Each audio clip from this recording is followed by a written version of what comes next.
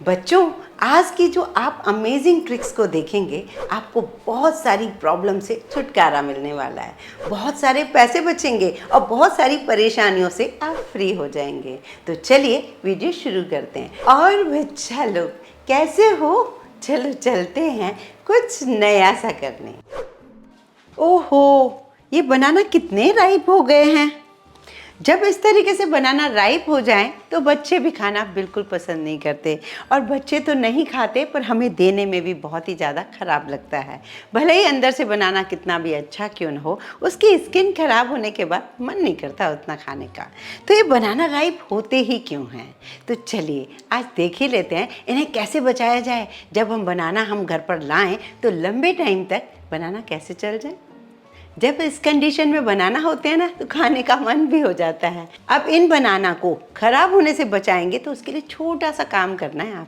आपको लेना होगा एक सिल्वर फॉइल, जो आपको आसानी से किचन में मिल जाता है। ये जो पार्ट बनाना का होता है, यहीं पर ही जब एयर जाती है तो बनाना को खराब करना शुरू कर देती है। अगर इसमें एयर ना जाए तो ये बनाना खराब होने से बच जाते हैं। तो सबसे पहले हमें इसको सही तरीके से कवर करना होगा। इस तरीके से रबर बैंड लगा दीजिए।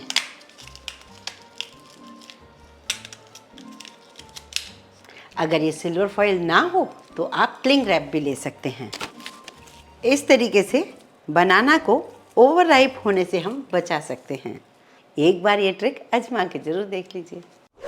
सबसे पहले दूध उबालने की बात है। कढ़ाई में उबाल रहे हो, पतीले में उबाल रहे हो, किसी में भी दूध आप उबाल रहे हो, मिठाई बना रहे हो, कुछ भी कर रहे हो, नीचे ना लगे, आपका बना बनाया काम ना खराब हो। आप देख रहे हो कि आपका दूध जल जाता है हमेशा नीचे, तो क्यों जल जाता है, उसका कारण क्या है? सबसे पहले तो ये कई लोगों को मैंने नोटिस किया है कि गैस ऑन करने के बाद पतीला रख देते हैं, उसके बाद रूखे पतीले के ऊपर ही दूध डाल देते हैं। दूध जलना तो बनता है, तो दूध नहीं जले इसके लिए पहले गैस ऑन नहीं करना चाहिए। पहले कोई भी दूध पतीला कढ़ाई कोई भी रखिए, उसमें थोड़ा सा पानी जरूर डालिए, 2 चम्मच ही सही पानी डालिए, उसके बाद आप दूध को डालिए। ये ट्रिक से आपका दूध कभी नहीं जलेगा, ये मेरी गारंटी है। अब बारी आती है बच्चों दूसरी ट्रिक को लेकर, जैसे कि दूध की थैली हम लोग खोलते हैं, इसे खोलने का तरीका क्या होना चाहिए? एक तरीका होता है कि हम उसका जो पार्ट है वो अलग ही कर देते हैं, वो भी नहीं करना चाहिए। दूसरा तरीका होता है कि उसे हम इस तरीके से खोलते हैं, ये तरीका भी नहीं होना चाहिए, क्योंकि उससे भी हमें डर रहता है छोटा सा पार्ट ना हमारे दूध में ही गिर सकता है।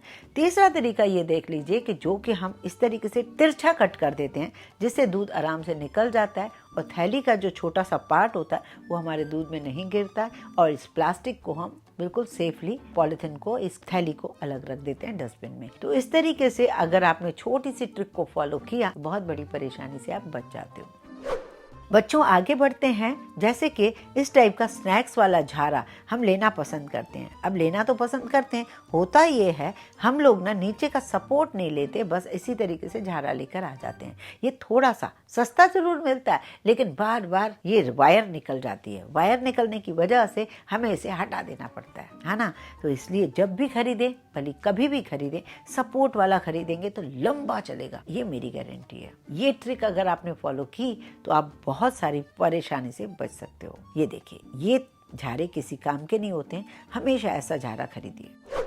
अब बारी आती है छन्नी को लेने के लिए। सूप छानते हैं, अब सर्दियों का मौसम आ रहा है, बारिश का मौसम आ रहा है, हम लोग सूप छानने के लिए छन्नी लेने जाते हैं। गलती क्या करते हैं, एक सपोर्ट वाली छन्नी ले आते हैं।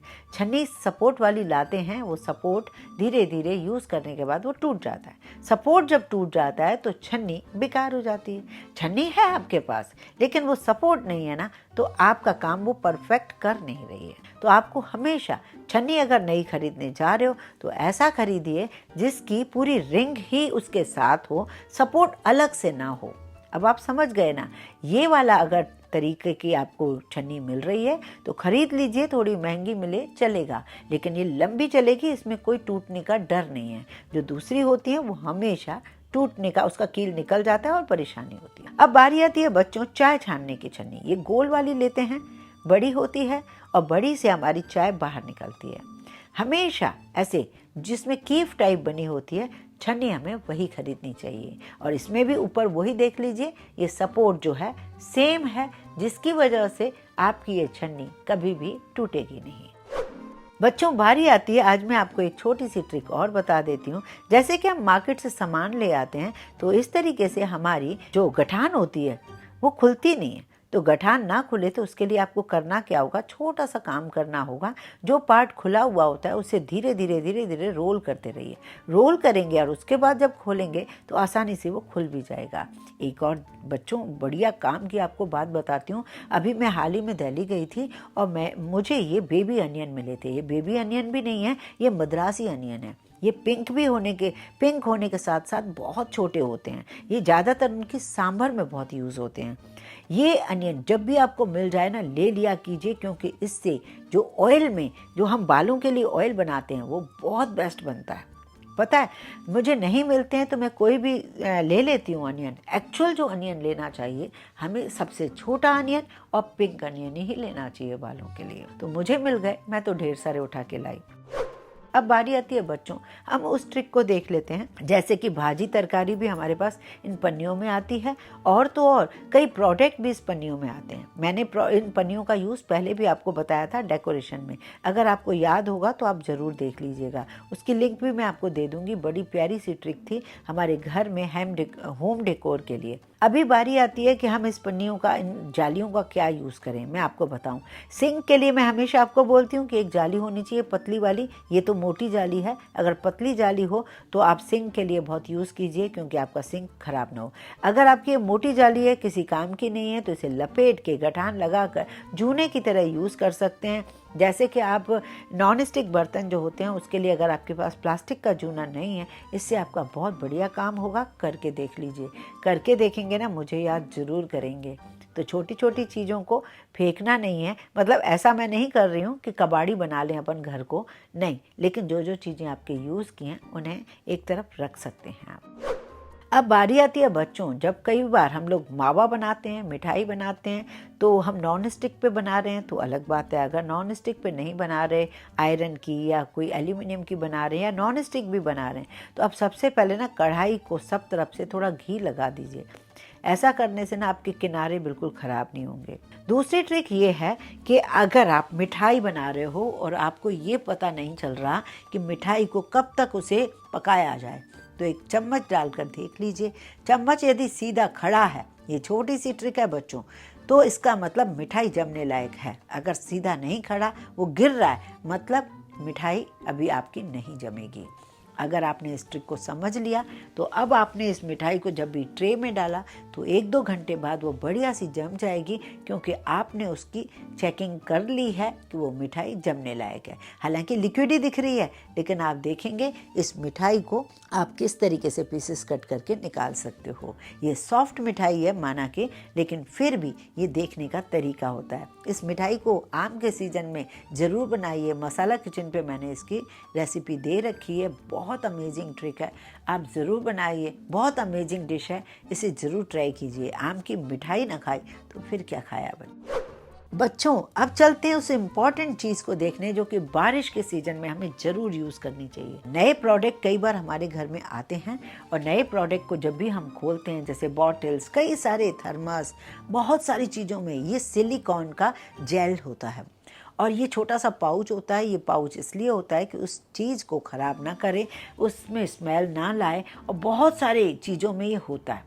और हम क्या करते हैं, उस प्रोडक्ट को यूज़ करते हैं, इस जेल को फेंक देते हैं। इस जेल का क्या यूज़ हो सकता है बारिश के दिनों में, मैं आपको बताती हूँ। जैसे कि पापड़ में फंगस लगती है।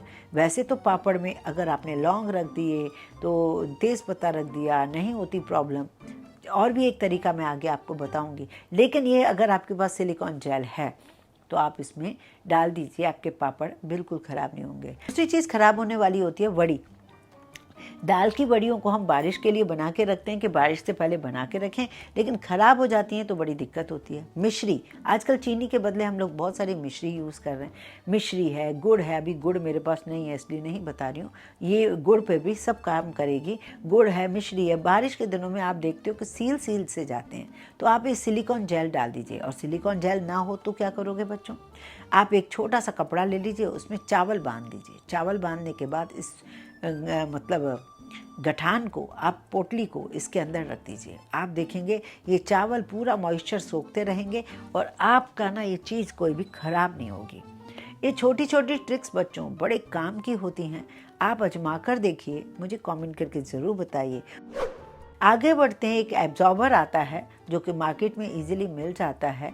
ये ज़्यादातर बारिश के दिनों में हमें यूज़ होता है। अब इसे क्या करेंगे, आप खोलिए उसकी कैप और चाकू से या कैंची से थोड़ा सा प्रिक कर लीजिए, जिससे क्या नीचे का जो जेल डला है वो आपका काम करेगा। अब जैसे अलमीरा में आपने देखा होगा स्मेल सी आने लगती है, ऐसा लगता है जैसे क्या करें, इस स्मेल को कैसे हटाएं। ये एब्जॉर्बर आप रख दीजिए अलमीरा के अंदर, आप देखेंगे आपको कभी भी स्मेल नहीं आएगी। ये एब्जॉर्ब करती रहेगी उसी चीज़ को जिससे आप इरिटेट होते हो। जैसे अलमीरा के अंदर आपने रख दिया, उसके बाद अलमीरा को बंद कर दिया, कोई प्रॉब्लम ही नहीं है।